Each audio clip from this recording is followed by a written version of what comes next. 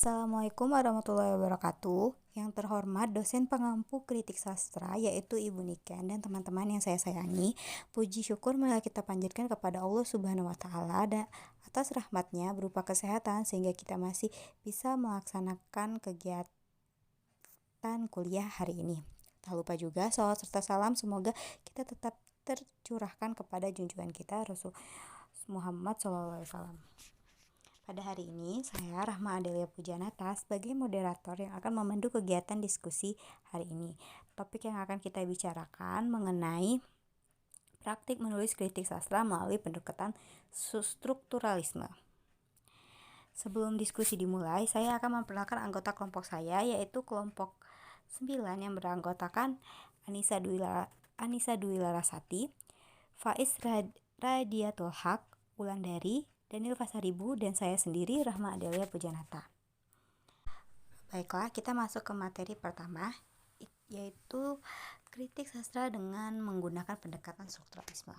Nah, strukturalisme dalam bahasa Inggris dari Latin strure berarti dengan arti membangun, sedangkan struktura berarti bentuk bangunan. Nah, objek penelitian aliran strukturalisme berupa struktur dengan mekanisme antar hubungannya, yaitu antar hubungan unsur dengan unsur lain dan unsur dengan totalitasnya.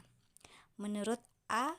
Teu pada tahun 2019 halaman 4 mencoba merumuskan strukturalisme sebagai sebuah karya yang berupa keseluruhan atau kesatuan makna yang bulat yang mempunyai koherensi. Strukturalisme hanya memandang pada sisi bangunan yang dibentuk dari sebuah karya sastra semata-mata.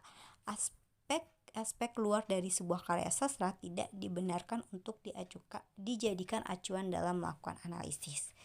Nah, kritik sastra strukturalisme ini secara khusus mengacu pada praktik kritik sastra yang mendasarkan analisanya pada teori linguistik modern. Teori strukturalisme sastra merupakan sebuah teori pendekatan terhadap teks-teks sastra yang menekankan keseluruhan relasi antara berbagai unsur teks. Dalam strukturalisme, pemerolehan arti ditemukan di dalam relasi. Relasi-relasi yang dipelajari berkaitan dengan mikroteks atau kata kalimat, keseluruhan yang lebih luas atau bait dan bab, maupun intelektual atau karya-karya lain dalam periode-periode tertentu menurut Endraswara tahun 2003 halaman 51. Ciri-ciri karya sastra strukturalisme. Sebuah karya sastra menurut teori strukturalisme dapat diasumsikan sebagai berikut. Yang pertama, karya sastra dipandang sebagai objek yang otonom dan dapat mengatur dirinya sendiri. Yang kedua, karya sastra dinilai dari aspek dalamnya saja. Yang dimaksudkan dari aspek dalamnya yaitu konsep bentuk dan isinya saja. Yang ketiga, karya sastra totalitas atau karya sastra merupakan keseluruhan kesatuan, maka di dalamnya menilai tidak cukup dengan tema atau karakter saja. Yang keempat, karya sastra merupakan artefak atau art atau seni. Karya sastra bersifat transformatif, yakni bergerak, bukan statis, dan yang bergerak itu seperti tokohnya atau temanya. Unsur intrinsik dalam pendekatan struktural. Yang pertama ada alur. Alur terbagi menjadi 3, yaitu alur maju, alur mundur, atau alur tarik balik. Yang kedua ada latar. Latar tempat, yaitu menyerangkan pada lokasi terjadinya peristiwa yang diceritakan dalam sebuah karya fiksi. Latar waktu menyerankan pada kapan terjadinya peristiwa itu diceritakan dalam sebuah karya. Sedangkan latar sosial pada hal yang berhubungan dengan perilaku kehidupan sosial masyarakat di suatu tempat yang diceritakan dalam karya fiksi. Yang ketiga ada tokoh atau kepribadian dan watak. Tokoh menunjuk pada orangnya, pelaku cerita.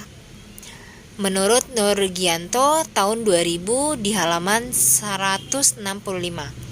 Lalu penokohan adalah bagaimana pengarang menampilkan tokoh-tokoh dalam ceritanya dan bagaimana tokoh-tokoh tersebut. Berarti ada 2 hal yang penting. Yang pertama berhubungan dengan teknik penyampaian. Yang keempat ada tema. Menurut Sujiman, tema memberikan pengertian bahwa tema merupakan gagasan, ide, atau pikiran utama yang mendasari suatu karya sastra. Lalu amanat merupakan sebuah karya sastra, ada kalanya dapat diangkat suatu ajaran moral atau pesan yang ingin disampaikan pengarang. Itulah yang disebut pengarang. Jika permasalahan yang diajukan juga diberikan jalan keluar oleh pengarang, maka jalan keluar itulah yang disebut amanat. Macam-macam alur.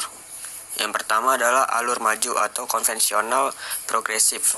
Adalah teknik pengaluran di mana jalan peristiwa dimulai dari melukiskan keadaan hingga penyelesaian. Yang kedua adalah alur mundur atau flashback. Adalah teknik pengaluran dan menetapkan peristiwa dimulai dari penyelesaian kemudian ke titik puncak sampai melukiskan keadaan. Yang ketiga adalah alur tarik balik atau backtracking, yaitu teknik pengaluran di mana jalan cerita peristiwanya tetap maju, hanya pada tahap-tahap tertentu peristiwa ditarik ke belakang. 3 dimensi tokoh. Yang pertama ada dimensi fisiologis, adalah ciri-ciri badan, misalnya usia atau tingkat kedewasaan, jenis kelamin, keadaan tubuh, ciri-ciri muka, dan lain sebagainya.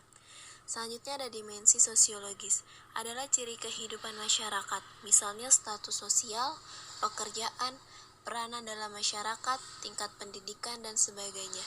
Dan yang terakhir ada dimensi psikologis, adalah latar belakang kejiwaan, misalnya mentalitas, tingkat kecerdasan, dan keahlian khusus dalam bidang tertentu. Baik, slide selanjutnya, jenis-jenis latar. Yang pertama, latar tempat. Latar tempat menyaran pada lokasi terjadinya peristiwa yang diceritakan dalam sebuah karya fiksi. Yang kedua ada latar waktu. Latar waktu menyaran pada kapan terjadinya peristiwa-peristiwa yang diceritakan dalam sebuah karya fiksi. Yang ketiga, latar sosial. Latar sosial menyaran pada hal-hal yang berhubungan dengan perilaku kehidupan sosial masyarakat di suatu tempat yang diceritakan dalam karya fiksi. Baiklah, berikutnya adalah contoh praktik menulis kritik sastra melalui pendekatan strukturalisme dari salah satu cerita Bawang Putih Bawang Merah. Yang pertama itu ada alur. Alur dari cerita Bawang Putih Bawang Merah itu terkesan maju. Bisa dilihat dari awal cerita Bawang Merah Bawang Putih itu dimulai dari dahulu kala ada sebuah keluarga yang hidup bahagia. Mereka memiliki seorang putri berwarna bawang putih, namun pada suatu hari dan selanjutnya. Kedua itu ada tokoh dan penokohan. Tokoh dan penokohan dari cerita Bawang Putih Bawang Merah Bawang Putih ini terbagi menjadi 5. Yang pertama ada ayah dan bawang putih yang berwatak protagonis. Terus selanjutnya ada bawang merah dan ibu tiri yang memiliki sifat antagonis, dan yang terakhir ada nenek yang bersifat protagonis. Selanjutnya ada latar. Nah, latar di cerita Bawang Merah Bawang Putih ini terbagi menjadi 2, yaitu latar tempat dan latar waktu.